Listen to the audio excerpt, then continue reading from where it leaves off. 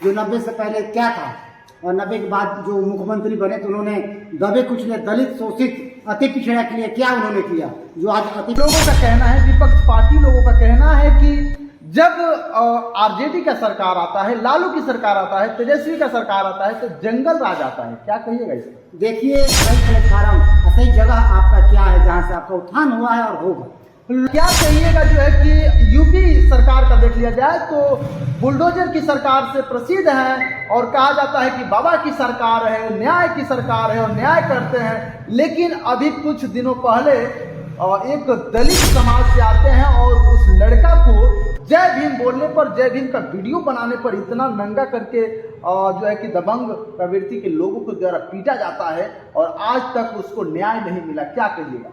और जो है कि बयान जो है कि सोशल मीडिया पर काफी तेजी से वायरल हो रहा है कि जो है कि रवि किशन जी कहते हैं कि अखिलेश यादव जो है कि घोर निंदा किया है बाबा साहब का हाफ फोटो लगा करके अपने तस्वीर के साथ, तो बहुत घोर निंदा किया है और उनको जो है कि माफी मांगना चाहिए। दलितों के सामने माफी मांगना चाहिए अखिलेश यादव को। क्या कहिएगा इस पर?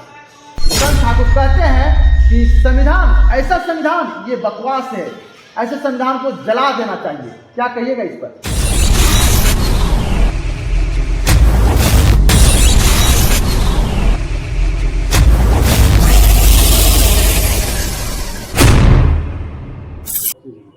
तो नमस्कार, आप देख रहे हैं पब्लिक की बात। मैं हूं सुरेश सागर। जैसे कि मैं बता दूं कि हमारे साथ हैं, इनसे हम बातें करेंगे और क्या कह रहे हैं पूरे बिहार को लेकर के। ये आरजेडी के ये जो है कि प्रधान महासचिव हैं युवा राष्ट्रीय जनता दल के, इनसे हम बातें करेंगे। सबसे पहले स्वागत है सर।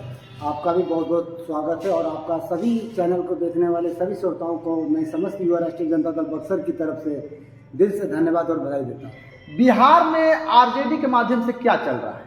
बिहार में देखिए, अभी तो फिलहाल चुनावी गहमागहमी स्टार्ट है हर पार्टी हर दलों का। हम लोग भी पूरा जोर शोर से लगे हुए। अभी बिहार के हर विधानसभा में हमारे आदरणीय युवा सम्राट नेता प्रतिपक्ष जो फिलहाल है और भावी मुख्यमंत्री तेजस्वी प्रसाद यादव जी के आह्वान पर हर विधानसभा में सामाजिक पर चर्चा चल रहा है।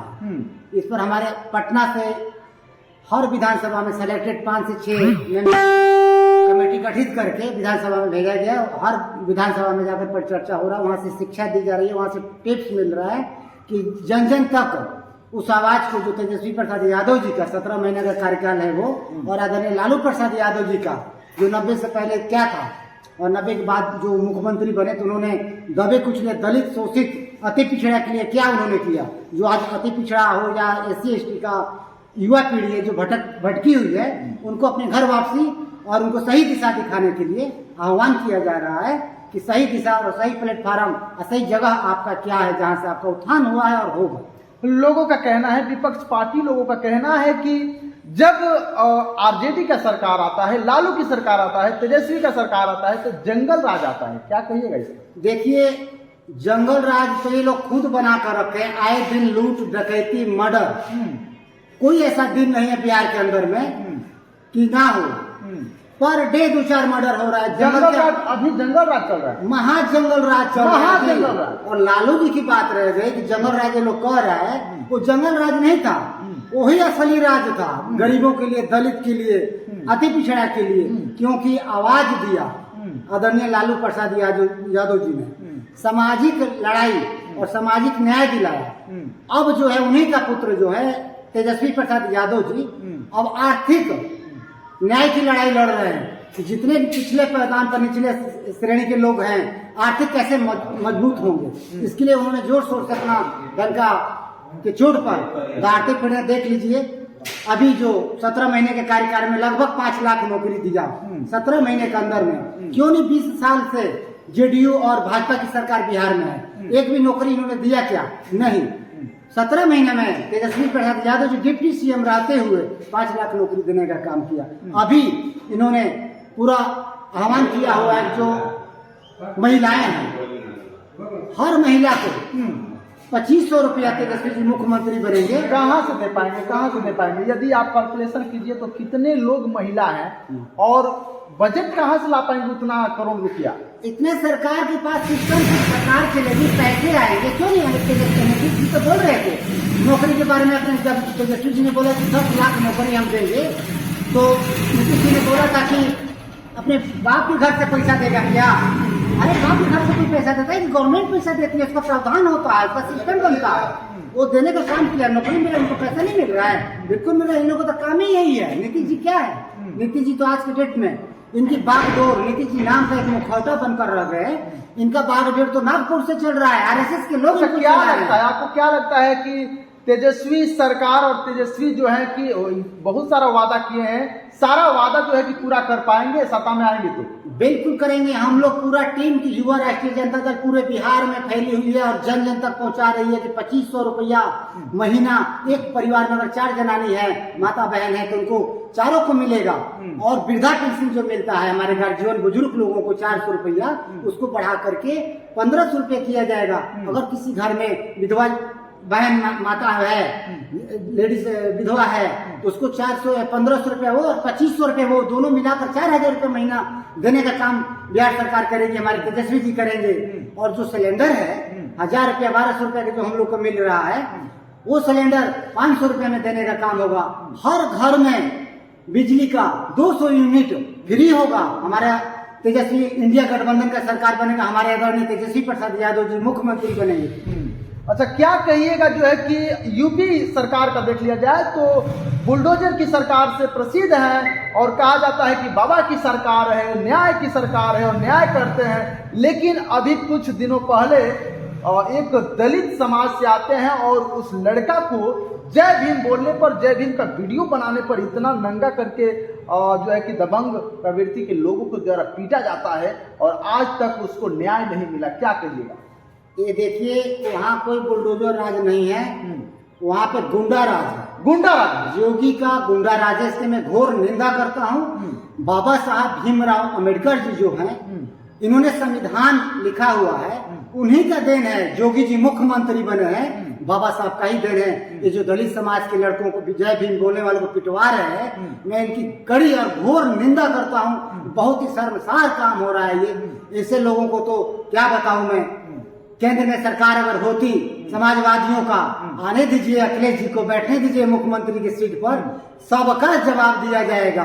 अखिलेश जी सब चीज को बना करके रिकॉर्ड वहां जारी हो रहा है। एक और जो है कि बयान जो है कि सोशल मीडिया पर काफी तेजी से वायरल हो रहा है कि जो है कि रवि किशन जी कहते हैं कि अखिलेश यादव जो है कि घोर निंदा किया है बाबा साहब का हाफ फोटो लगा करके अपने तस्वीर के साथ, तो बहुत घोर निंदा किया है और उनको जो है कि माफी मांगना चाहिए। दलितों के दलितों के सामने माफी मांगना चाहिए अखिलेश यादव को। क्या कहिएगा इस पर?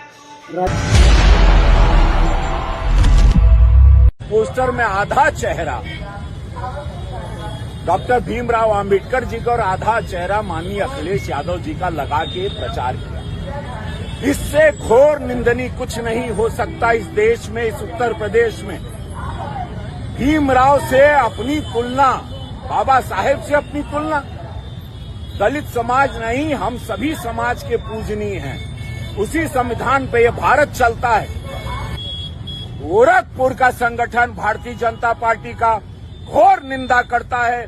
समस्त भारतीय जनता पार्टी पूरे भारत में विरोध करती है और लगातार ये विरोध चलता रहेगा। ये प्रदर्शन आपके खिलाफ चलता रहेगा जब तक आप दलित समाज से माफी नहीं मांगते, अनुसूचित समाज से माफी नहीं मांगते, पिछड़े समाज से माफी नहीं मांगते कि आप अपनी तुलना अब बाबा साहब से करवाने लगे। ऐसा क्या किए हो आप दलित समाज की? तो गलती किए हैं ना, एक तरफ अपना फोटो लगाए हैं और हाफ फोटो जो है कि बाबा साहब का लगाए हैं, और ये काफी ट्रोल कर रहा है, काफी सोशल मीडिया पर जो है कि यही चीज दिखाया जा रहा है। ऐसा कुछ नहीं है। अखिलेश जी मुलायम सिंह यादव के पुत्र हैं, उनको सारा कुछ पता है बाबा साहब के बारे में। बाबा साहब को सम्मान देने वाले व्यक्ति अखिलेश यादव हैं। और रवि किशन जी को क्या कहेंगे, वो भी भाजपा का मुखौटा है, ये क्या कहेंगे? अखिलेश जी को समझाने और सिखाने की जरूरत नहीं है। बाबा साहब को पूजनीय मानने वाला अखिलेश यादव है। क्या कहिएगा जो है कि एक और काफी तेजी से वायरल हो रहा है कि नीलकंठ ठाकुर जी हैं और क्या बोलते हैं कि अनुराग ओझा सवाल करते हैं कि क्या होना चाहिए, तो नीलकंठ ठाकुर कहते हैं कि सर कटा है सर कटना चाहिए। तो कहते हैं कि ये जो है कि आप हिंसा की ओर बढ़ रहे हैं, तो उनका कहना है कि हिंसा ये संविधान इजाजत नहीं देती। अनुराग झा कह रहे हैं कि संविधान इजाजत नहीं देता। तो नीलकंठ ठाकुर कहते हैं कि संविधान, ऐसा संविधान ये बकवास है, ऐसे संविधान को जला देना चाहिए। क्या कहिएगा इस पर?